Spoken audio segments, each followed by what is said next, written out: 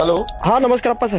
नमस्कार बोल. काय नाही, एक विषय परत असा होता की हे काय झालं, यंदा केळीला खूप भाव होता, त्याच्यामुळे आपल्याकडे नवीन केळी लागवड खूप झाली. आणि मग काय झालं, पण याच्यात आहे ना आता तलाठी नेमके केळीचे पंचनामे त्याच्यात करत नाही आता. आणि ते केळी जास्त पाणी झाल्यामुळे काय झालं, उपटायची वेळ येऊन गेली प्रत्येक शेतकऱ्याची. म्हणजे ते कारण त्या खालच्या मुळ्या म्हणे त्या कामात न जातात, मग त्याच्यामुळे ते जो गळ तो एकदम छोटा फेकतो तो, त्याच्यामुळे मग शेतकरी फेकून देतात. आणि आता तर यांचं तलाट्यांचं म्हणणं आहे की केळीचे आम्हाला आदेश नाहीत भाऊ पंचनाम्याचे.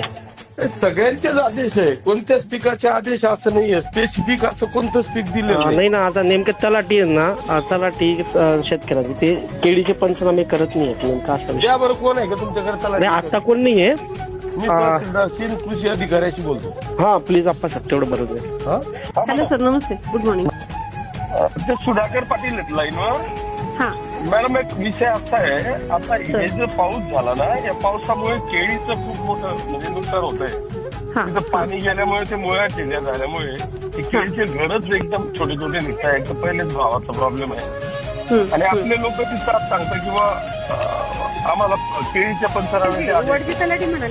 हो, आता त्यांचं असं म्हणणं आहे. आता मुळात फक्त विषय कोणत्या याच्या येतोय आपण जास्त करून, हे जी नवीन लागवड आहे ना आता आपली जी केळीची, त्याच्यात आता ह्या नवीन केळीच्या याच्यात पाणी साचल्यामुळे काय झालं, त्याच्या ज्या मुळा असतात त्या हे झाल्या आणि त्या म्हणजे ते केळी पीक काढून टाकण्याची वेळ आहे शेतकऱ्यांवर. म्हणजे ते टिकू शकत नाही पुढे.